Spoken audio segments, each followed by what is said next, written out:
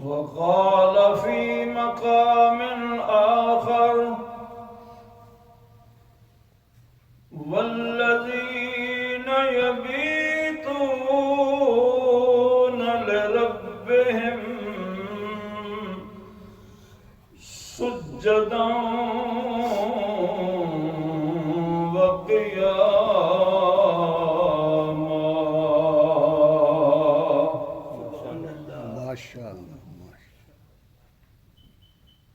إن الله وملائكته يصلون على النبي يا أيها الذين آمنوا صلوا عليه وسلموا تسليما. اللهم صل على سيدنا ومولانا محمد وعلى آل سيدنا ومولانا محمد وبارك وسلم وصل عليه.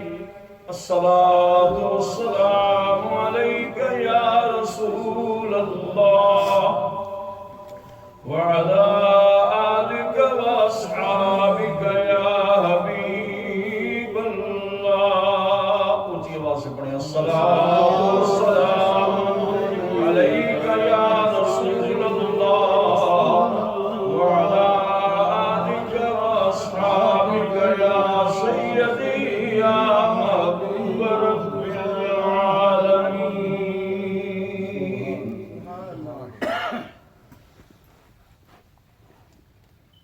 لائق سب عزت و تکریم محترم سادات کرام پیران طریقت علماء ملت اسلامیہ میرے بزرگوں دوستوں نوجوان ساتھیوں،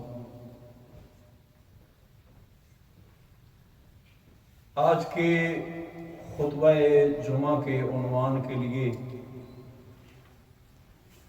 جو میں نے پہلے سوچا ہوا تھا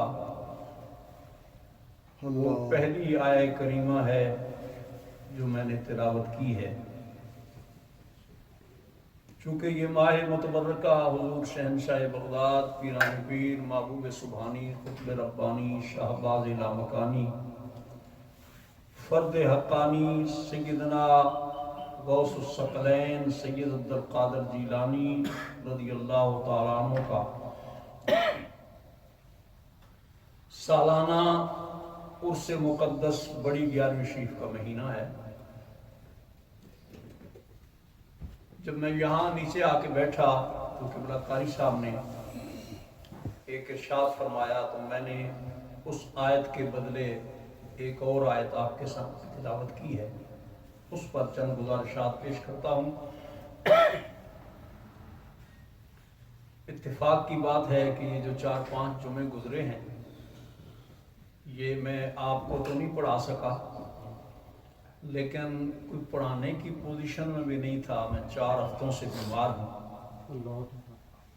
اللہ کریم کا شکر ہے کہ آج 3-4 دنوں سے بخار نے چھوڑا ہے. اب کمزوری ہے، اللہ پاک مہربانی فرمائے گا انشاءاللہ. حضرات ذی وقار،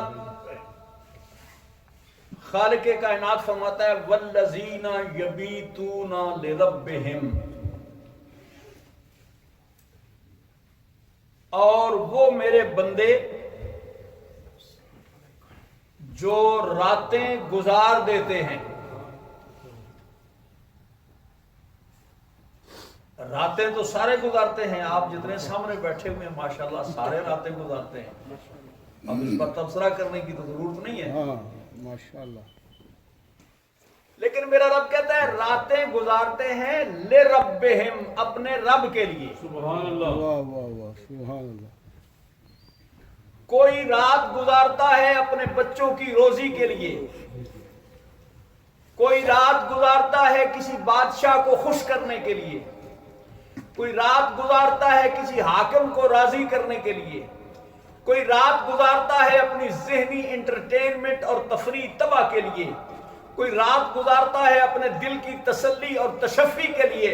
فرمایا کائنات میں میرے کچھ ایسے بندے ہیں جو راتیں گزارتے ہیں پر میرے لیے گزارتے ہیں، ان کو کوئی اور مقصد نہیں ہوتا، سبحان اللہ، میرے لیے گزارتے ہیں۔ یا اللہ وہ رات گزارتے ہیں تو کرتے کیا ہیں؟ فرمایا یبیتون لربہم سجدا وقیاما، ان کی راتیں گزر جاتی ہیں اپنے رب کے لیے، اور کرتے کیا ہیں؟ یا وہ سجدے کرتے ہیں یا وہ رکوع کرتے ہیں۔ سبحان اللہ۔ اب اس آیہ کریمہ پر غور کیجئے اور سرکار دو عالم صلی اللہ علیہ وآلہ وسلم سے لے کر آج تک کے صحیح معنوں میں متبع شرعی ولی، خواہ وہ سید ہو یا غیر سید ہو، اس کی زندگی پر آپ مطالعہ کریں تو اس کی زندگی میں یہ جھلک نظر آئے گی کہ اس کی راتیں گزر رہی ہیں اپنے رب کی رضا کے لیے، اپنے رب کو خوش کرنے کے لیے، اپنے رب کو راضی کرنے کے لیے۔ میں زیادہ بات کو پھیلاتا نہیں چونکہ پھر سمیٹنی مشکل ہو جائے گی۔ ام المومنین حضرت عائشہ صدیقہ سلام اللہ علیہا، جو حضور کی پیاری زوجہ ہیں، مہربانی فرماؤ، سرکار دو عالم صلی اللہ علیہ وآلہ وسلم کی پیاری زوجہ ہیں، وہ فرماتی ہیں کہ میں نے دیکھا کہ سرکار تشریف لائے اور مصلی پہ کھڑے ہوئے ساری رات قیام کیا، کبھی سجدے کر رہے ہیں، کبھی رکوع کر رہے ہیں، حتیٰ کہ سحری کے وقت میں نے دیکھا کہ سرکار کے پاؤں مبارک متورم ہیں، سوج گئے ہیں، سوجن آ گئی ہے۔ جب سرکار نماز سے فارغ ہوئے تو میں نے عرض کیا کہ اے نبیوں کے سردار، کیا اللہ نے آپ کو نبیوں کا سردار نہیں بنایا؟ آپ کو امام الرسل نہیں بنایا؟ آپ کو نبیوں کی امامت کا تاج نہیں عطا فرمایا؟ اللہ تعالیٰ نے آپ کے وسیلے سے اگلے پچھلے لوگوں کے گناہوں کو معاف نہیں کیا؟ فرمایا بالکل برحق ہے۔ تو پھر اتنی عبادت کی کیا ضرورت ہے؟ اتنی محنت کی، اتنی مشقت کی کیا ضرورت ہے؟ آگے سے جملہ سنیے گا اور اپنے دل کو کھول کے اس میں جگہ دیجئے گا۔ حضور فرماتے ہیں اے عائشہ، کیا میں اللہ کا شکر گزار بندہ نہ بنوں؟ سبحان اللہ، لفظ پہ غور کیجئے گا۔ حضور عبادت کو عبادت اس لیے نہیں کر رہے کہ حضور کو حاجت اور ضرورت ہے، یعنی اللہ تعالیٰ نے تو آپ کو جو مرتبہ دینا تھا کسی مرتبے کے لیے نہیں کر رہے۔ حضور فرماتے ہیں میں اس رب کا شکر ادا کرنے کے لیے کر رہا ہوں جس نے مجھے نبیوں کا سلطان بنایا ہے، نبیوں کا رہنما بنایا ہے، امت مجھے دی ہے تو بے مثال دی ہے، قرآن مجھے دیا ہے تو بے مثال دیا ہے، اہل بیت مجھے دی ہے تو بے مثال دی ہے، اصحاب مجھے دیے ہیں تو بے مثال دیے ہیں، شریعت مجھے دی ہے تو بے مثال دی ہے، طریقت مجھے دی ہے تو بے مثال دی ہے۔ اللہ نے جو کچھ بھی مجھے دیا ہے، جس طرح میں بے مثال ہوں اسی طرح اللہ نے میری ہر چیز کو بے مثال۔ سبحان اللہ، سبحان اللہ، سبحان اللہ۔ ذرا مسلمانوں غور کیجئے گا، 24 آور اگر ایک بندہ 24 گھنٹوں میں سے صرف آدھا گھنٹہ سر کو درد ہو جائے تو ٹیکسی بھول جاتی ہے، نوکری بھول جاتی ہے، بچے بھول جاتے ہیں۔ بچہ گھر میں شور کرے نا، جو منتیں مانگ کے مانگا ہوا ہوتا ہے، وہ شور کرے نا تو آپ سے اوے چپ کر، تجھے پتہ نہیں ہے میرے سر میں درد ہے، مجھے کوئی چیز اچھی نہیں لگتی۔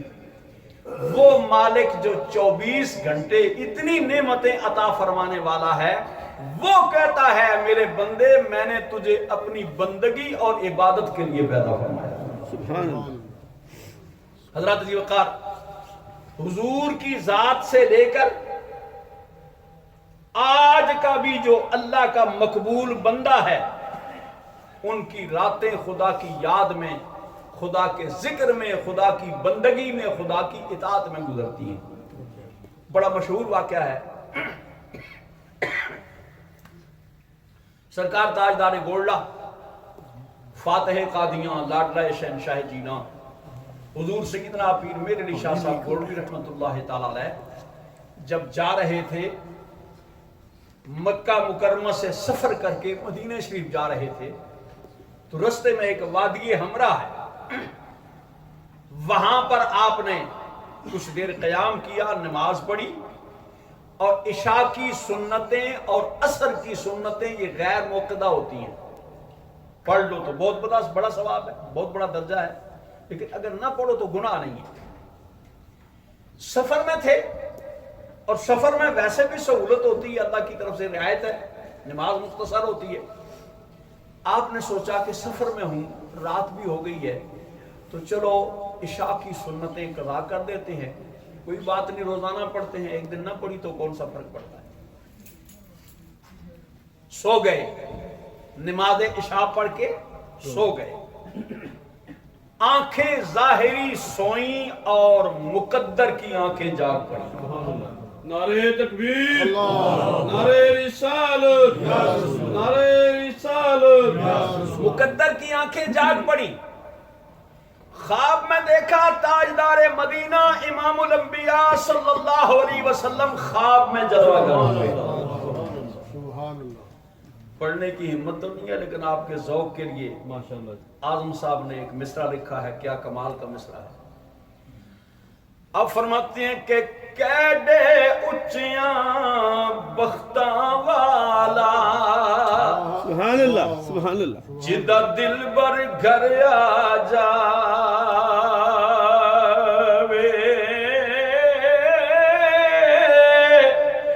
وا نصیب اس دھرتی دے جتھے سونا قدم ٹکاوے۔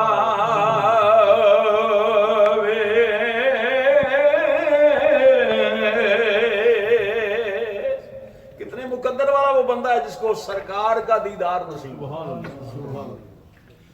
آپ نے خواب میں فرمایا میرے علی، میرا بیٹا ہو کر میری سنتیں چھوڑ دی ہیں۔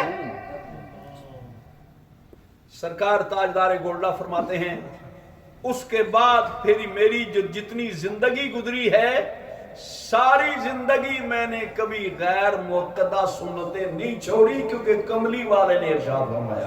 سبحان اللہ۔ اس لیے میرے بھائیوں، ہم کیوں بھولے ہوئے ہیں؟ فرائض فرائض ہیں، واجبات واجبات ہیں۔ جو ریالٹیاں، جو سہولتیں حضور کی امت ہونے کی وجہ سے ہمیں عطا ہوئی ہیں، ان کی وجہ سے فرض ساقط نہیں ہوتا، فرض ٹلتا نہیں ہے۔ ایک تو میں بیمار ہوں اور دوسرا مضمون میں نے ذرا سوکھا سا شروع کر دیا ہے، خشک سا۔ یہ چیزیں ٹلنے والی نہیں ہیں۔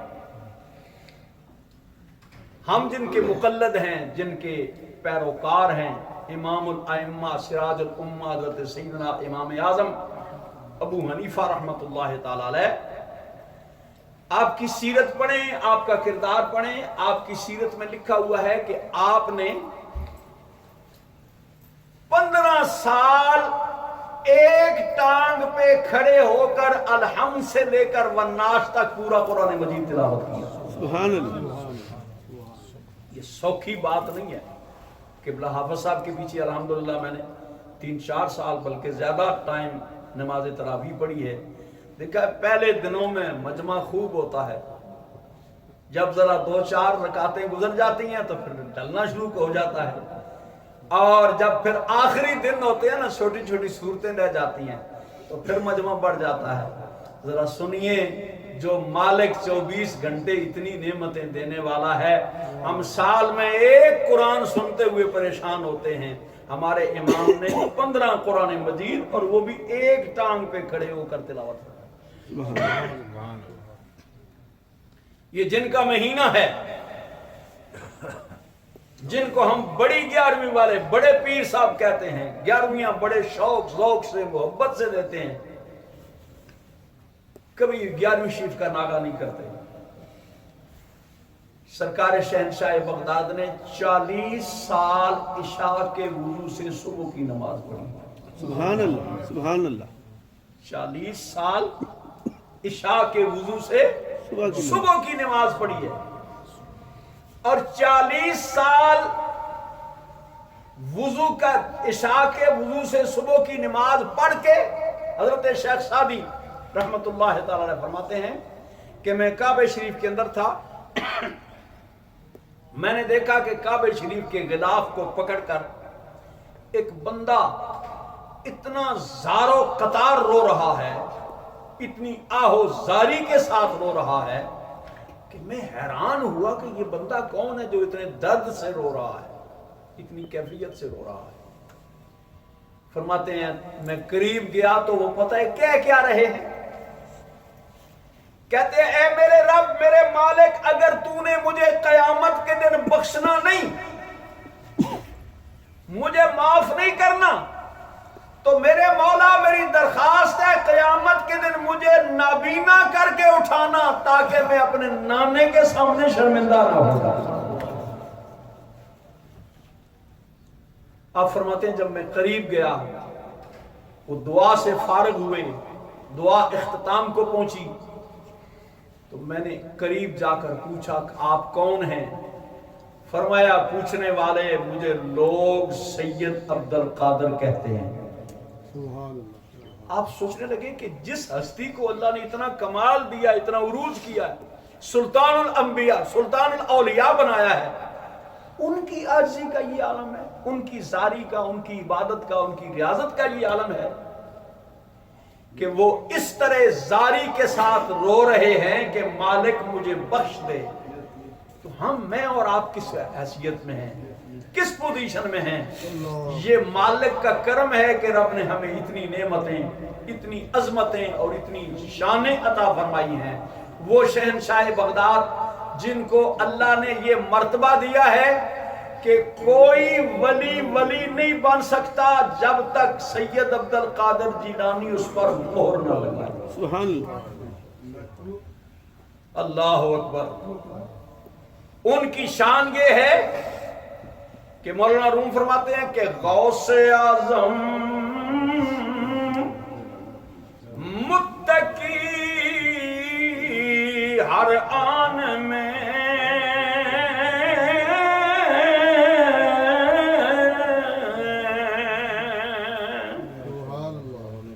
غوث اعظم متقی ہر آن میں ماں کا شیر چھوڑا ماہ رمضان میں۔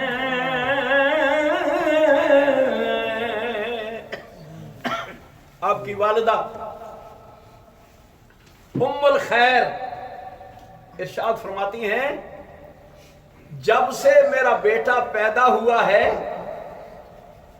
میں سحری کے وقت نماز تہجد پڑھ کے اپنے بچے کو دودھ پلاتی ہوں، جب روزے کے بند ہونے کا ٹائم ہوتا ہے اس ٹائم سے لے کر آفتاب کے غروب افطاری تک میرا عبد القادر دودھ نہیں لیتا۔ چنانچہ جیلان میں ایک مرتبہ جھگڑا پڑ گیا کہ چاند نظر آیا یا نہیں نظر آیا۔ آپ نے فرمایا اس کا فیصلہ میں کل تمہیں سحری کے بعد کراؤں گی، جب اگر میرے بیٹے نے سحری کے بعد دودھ پی لیا تو سمجھو چاند نظر آ گیا ہے، نہیں پیا تو نہیں نظر آیا۔ جن کو اللہ نے بچپن میں یہ شانیں عطا فرمائی ہیں، اور یہ بات یاد رکھیے عقیدے کی بات ہے یہ کہ یہ اس قسم کرامات ہے، یہ ہر بندے کو یہ مقام حاصل نہیں ہوتا، یہ اس قسم کے جو واقعات ہیں ان کا تعلق کرامات کے ساتھ ہوتا ہے۔ انشاءاللہ کسی وقت میں اس پر گفتگو کروں گا۔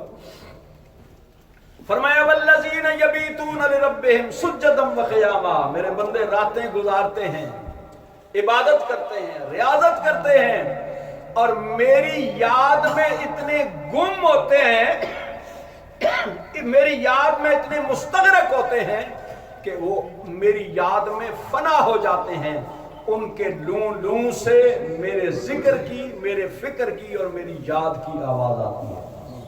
حضرت ذی وقار حضور شہنشاہ بغداد، پیران پیر دستگیر حضرت سیدنا عبد القادر جیلانی سرکار بغداد رضی اللہ تعالیٰ عنہ وہ شخصیت ہیں جن کا لقب ہے محی الدین، آپ نے دین کو زندہ کیا ہے۔ سبحان اللہ۔ یار جنہوں نے دین کو زندہ کیا ہے وہ تو فرض تو چھوڑو، وہ نفل بھی نہیں چھوڑتے، اور آج کل نہ کسی کو نفلوں کی ضرورت ہے نہ سنتوں کی ضرورت ہے۔ ماشاءاللہ ہمیں مولوی بھی ایسے مل گئے ہیں جو شارٹ کٹ بتاتے ہیں، بس صرف فرض پڑھو جان چھڑاؤ جاؤ۔ نہیں، یہ جو شریعت کی پابندی ہے، اگر اتنے اولو العزم اولیاء اللہ نے شریعت کی پابندی کی ہے تو کوئی اور بندہ شریعت کے حکم سے فارغ نہیں ہے۔ شریعت شریعت ہے، طریقت طریقت ہے۔ اللہ تعالیٰ ہمیں اس پر عمل کی توفیق عطا فرمائے۔ حضرت والی بغداد ہوئے ہیں جنہوں نے دین کو زندہ کیا ہے۔ سبحان اللہ۔